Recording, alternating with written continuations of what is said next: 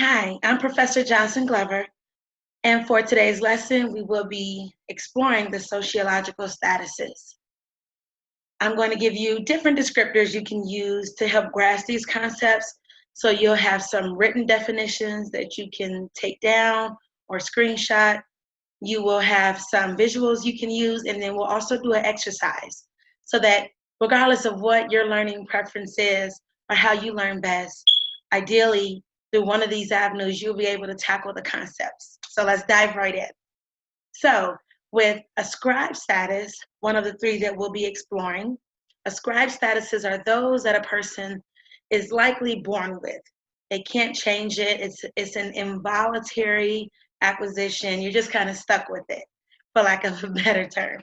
So that would be, for example, your gender, your race, the family status, things of that nature. You're just born that way. Achieved statuses, however, are positions that are acquired over time. Now, most of the times, achieved statuses are because we achieve those statuses. So right here, you see the visual of the student graduating.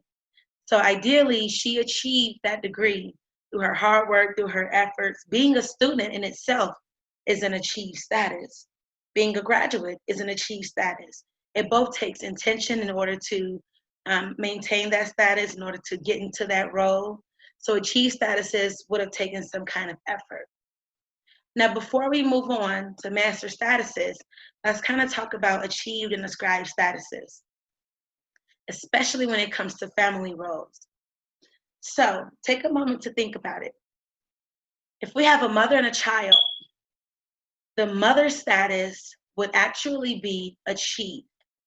There had to be some type of happening or effort that allowed her to become a mother. But the child being a son or daughter, that part would be ascribed. You're born someone's child. You did absolutely nothing to become that child. You're just born someone's child. So even with families, be careful of thinking that any familial role is either ascribed or achieved. Let's talk about another example. Let's say siblings, for example.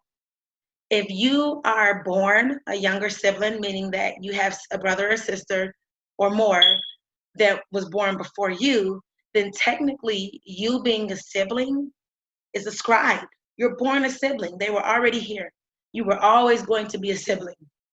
However, let's say you're the first sibling that they've had. For them, for your sibling, your older brother or sister, it's an achieved status because there had to be some action or effort that allowed them to become your sibling. They weren't born a sibling, unless, of course, we're talking twins. So again, just be mindful when you're thinking of family roles and deciphering whether or not it's ascribed or achieved. I'll throw one more example in. Let's take a spousal relationship. A wife or a husband, both achieve statuses. Even though we may be really good at it, be careful of thinking that it's therefore innate or that it's therefore ascribed. We are not born already married. So therefore it's achieved as well. So for master statuses, moving right along, those are statuses that just really stand out. That's the powerful status that determines a person's identity, that's on the forefront. Sometimes you can look at someone and see their master status. You can see something that just stands out, extremely prominent above anything else, and it's hard to miss. But we don't always see a master status. Remember, the idea is that this is just a status that is more influential over you. It may impact every other thing that you do than other statuses.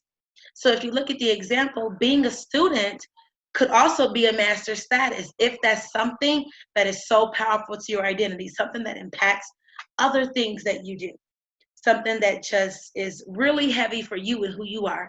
So let's say, for example, being a student is achieved, but it may also be my master status if it's the status that I keep on the forefront, that I base my entire life around, that I'm planning my career goals around. I could very well decide that that's my master status. May not be obvious to the eye, but other people that know me, for example, might agree. So, but then we have those master statuses that are more visible sometimes, such as disabilities or extreme poverty situations. We might be able to look at someone and gain an idea, or at least think that we can gain an idea of their master situation, of their master status, of that one thing that sticks out so very much. So we're going to talk about more examples, and then we're going to put them into play. So moving right along here, if you look at the second slide, let's see, we're going to scroll right on down here. And then if we browse our second slide, we'll be able to see here that it really matters, the explanation, when we are discussing statuses in class, in assignments, in formal assessments, or informal assessments. It's very important that we explain why we've identified that status as we have. I just gave you the example of how a student could be in achieved status, but it may also be your master status. Therefore, it's very important to explain why you've identified or classified that status as you have. So on the left of our screen here, if we look at the gentleman in the top left corner, we can get an idea just because it looks like he's sitting on the street. It looks like he may not have on shoes. We see the help me sign. There's patches in his clothes. We might say that his master status of homelessness sticks out to us. It's the one thing that just kind of really stands out. Let's look at the lady in the lower left-hand corner. Even though she may be a student, she may be working on something professionally because we see the laptop, we also have to acknowledge the fact that we do see that she's in a wheelchair. So it does indicate that maybe she's unable to walk, maybe there's some sort of disability, maybe she recently got hurt, but it's a master status in the sense of being that one status that is probably influencing everything else that she does. Because if you think about it, if she's going to visit a friend, go to the mall, wherever she's going, if she's wheelchair dependent, part of her master status means being sure that those places can accommodate her need.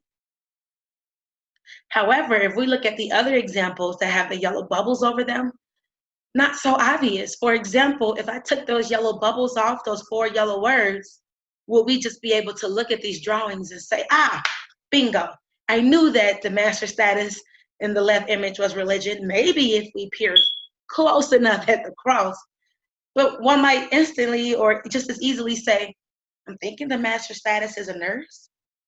And then with the other 3, there's really no way to tell what the master status is for heritage, ethnicity, and gender. So that's where explanation is important. Because remember, your ethnicity and your gender, those are definitely ascribed statuses. Many even argue that religion is an ascribed status because if you're born into it, your parents were always going to teach it to you. It was always something that you were just going to fall into, at least at first in life, etc.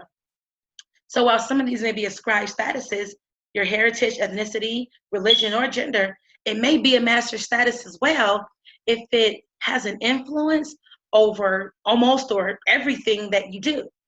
So we have to keep in mind that explanation is important. So if I'm saying that my religion is a master status, I might explain how.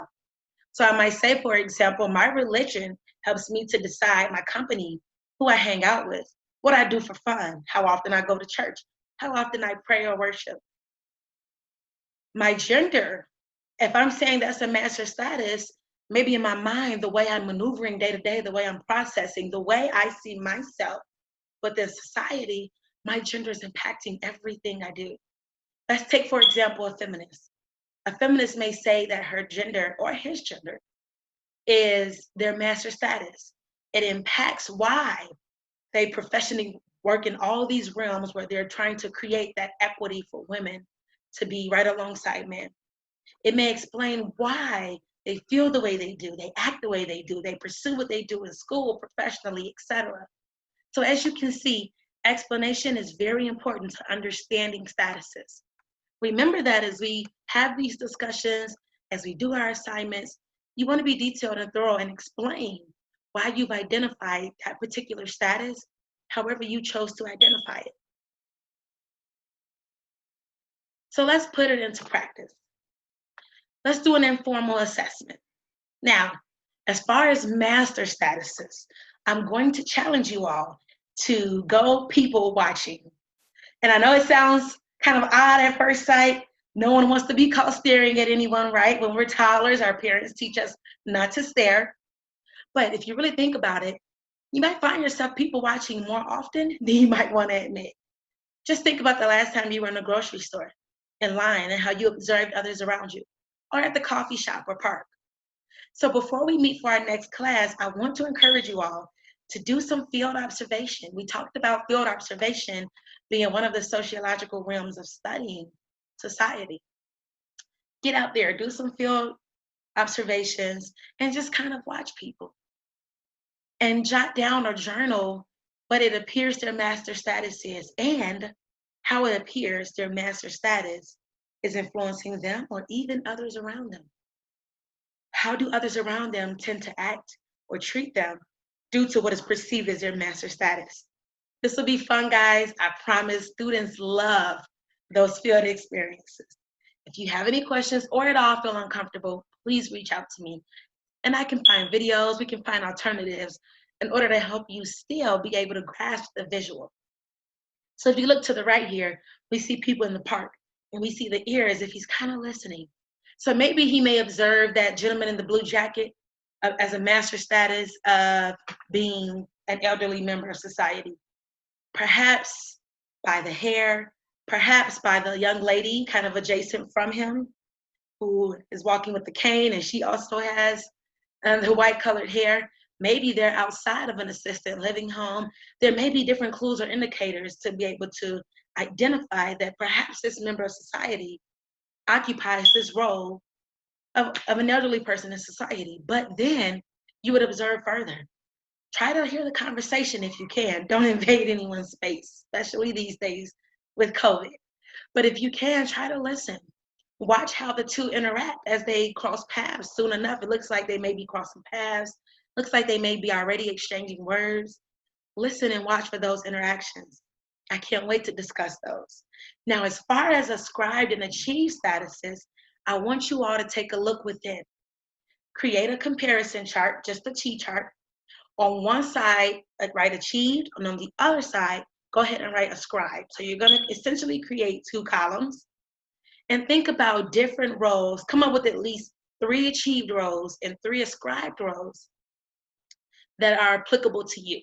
But I'm very interested in those explanations in order for me to be able to identify your understanding of the differences between achieved and ascribed roles, in order for me to be able to notice any additional support that I can even offer. So I look forward to discussing your observations, to seeing those T-charts. We'll do some collaborative work in our next session. Look forward to that. But other than that, guys, thanks for tuning in. If you need any help, please email me.